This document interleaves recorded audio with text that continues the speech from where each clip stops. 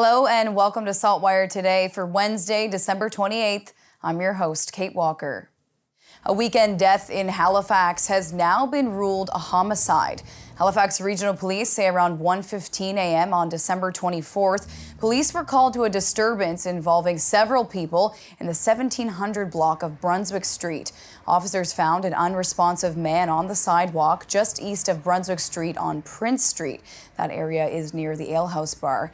The victim was taken to hospital where he later died.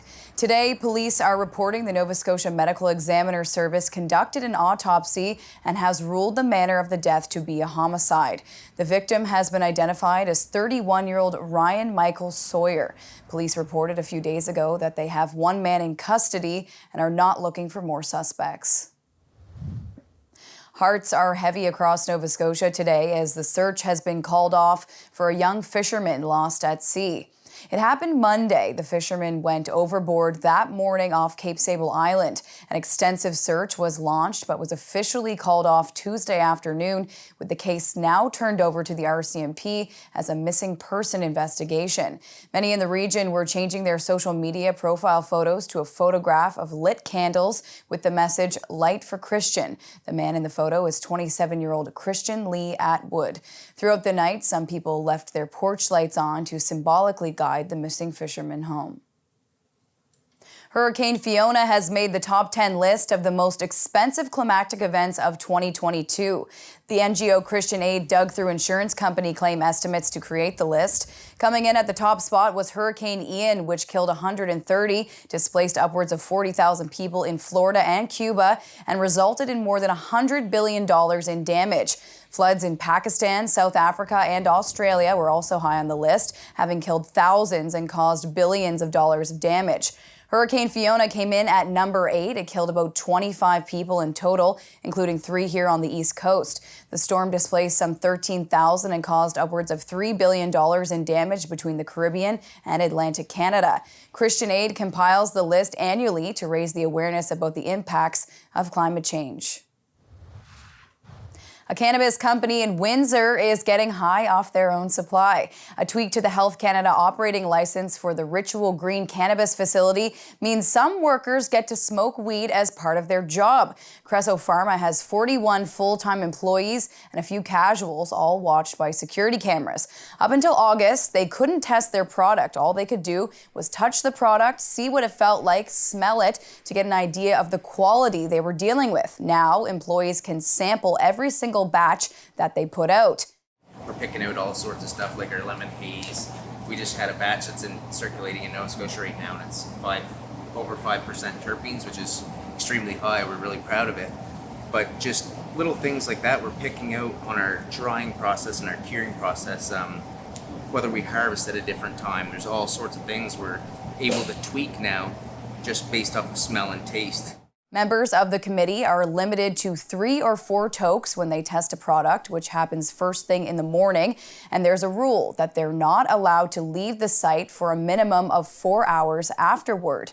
Products are sold under the Ritual Green brand and are for sale at the NSLC, as well as in New Brunswick, Ontario, Saskatchewan, and Yukon. Work is going on to get into the Newfoundland, BC, Alberta, PEI, and Manitoba areas. We do what's called monocropping. It's like we grow our plants, we grow the same strain in a room at a time. So we're cloning off of mother plants, and we're taking exact cuts of a branch off of a mother plant, and then what we do is we root it, and you'll get an exact clone off of those plants whenever you take a cutting. So then we'll bring them in here and we'll root them. It takes about 2 weeks to root. Once we get roots out of them, we'll transplant them into a room, and that's where their life cycle begins. Annual production is 1,200 kilograms a year. The Windsor plant will exceed $4 million in revenue this year, up from $3.4 million last year. One author from Nova Scotia is getting a shout out from former U.S. President Barack Obama. Obama tweeted out a list of 13 of his favorite books of 2022, and Maboo-based author and cartoonist Kate Beaton was on it for her book called Ducks, 2 Years in the Oil Sands. Beaton responded on Twitter, "Well, thank you, I'm honored."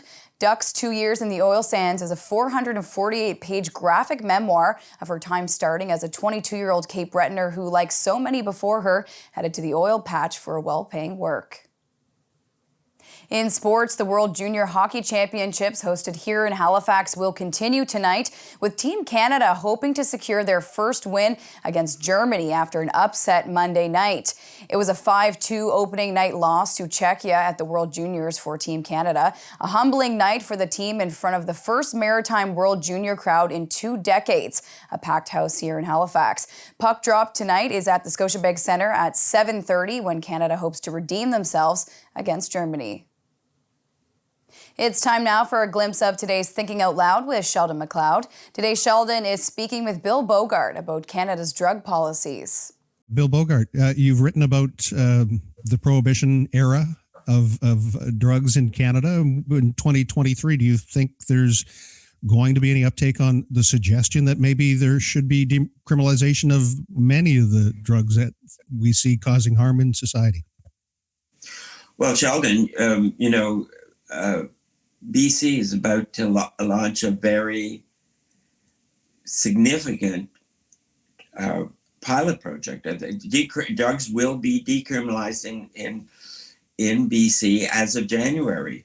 But I think, we will look back and think, why did we ever think that criminalizing people was a way to solve the drug problem? And it is a problem. I'm not a drug advocate. I don't encourage people to take drugs. Quite the opposite. But you don't address the very serious issues that drugs and substances can cause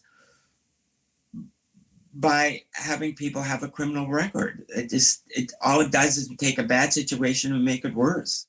And for Sheldon's full conversation, head to the opinion section of SaltWire.com.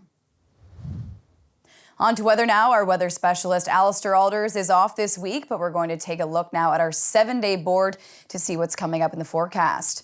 Cloudy tomorrow into Saturday, then rain for New Year's Day, but a high of 10 degrees.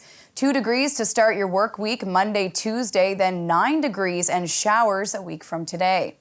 That's all for now. For more extended video and full online articles, stay tuned to SaltWire.com. And you can find us on Instagram, Twitter, and YouTube. I'm your host, Kate Walker. Thank you for joining us, and we'll see you back here tomorrow.